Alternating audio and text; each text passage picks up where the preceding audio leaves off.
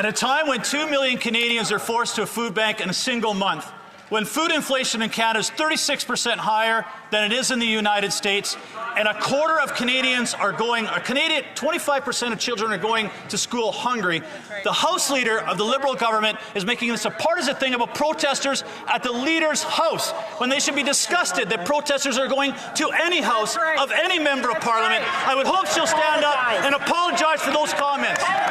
Hear, hear. Hear, hear.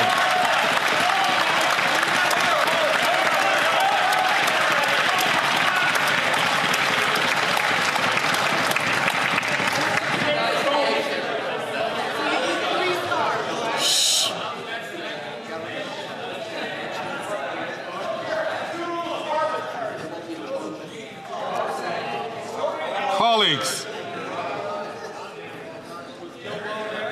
the Honourable Leader of the Government in the House of Commons.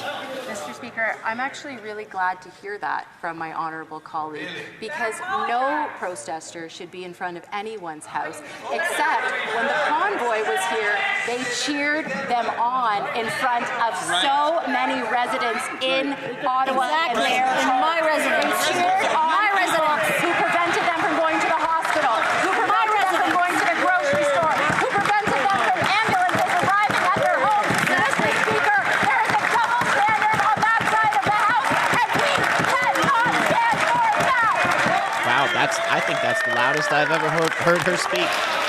she's blowing a gasket today. And honestly, the Freedom Convoy was a great thing. That was a really poor comment, really poor argument. It was a lawful protest.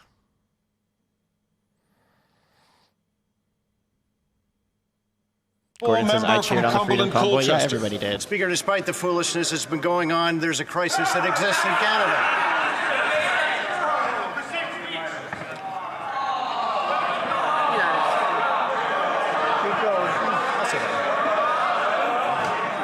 That's not nice. Member from St. Albert, Edmonton, please control himself in this place or take himself outside of this room. Why are you getting mad at Cooper? Get mad at the Liberals for yelling. The honourable member from Cumberland. What did Cooper say? I wonder what Cooper just said. I didn't hear that. Everyone, relax.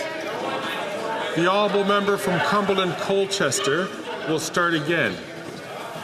Thanks very much, Mr. Speaker. Despite the messy split in September, it looks like Canada's NDP Liberal woke power couple has gotten back together again. And they're coming for Canadian hard-earned money. Canadians are not fooled by their temporary tax trickery. 53% more Nova Scotians are using food banks than 5 years ago. Almost 40,000 Nova Scotians are visiting food banks every month, and 12,000 of them are children. Here's a better and common sense solution. Axe the carbon tax on everything for everyone forever. Cheaper gas, groceries, and home heating, and everything that's shipped. Will the Prime Minister call a carbon tax election? The Honourable Leader of the Government in the House of Commons. Thank you, Mr. Speaker. Mr. Speaker, if that member and any of the members of the Conservative Party of Canada actually cared about affordability for Canadians, they would support this measure to remove the GST on essential items that we are putting forward that is going to help Canadians over the coming months get through these challenging times. But, Mr. Speaker, this is a pattern of behaviour. They say one thing, they do another, whether that is with regards to supporting Canadians through affordability challenges, muzzling their members of Parliament who try to speak up on behalf of their constituents, or taking away, removing protesters by police that don't agree with them. Mr. Speaker, they are completely disrespectful to Canadians. Thank you, Mr. Speaker.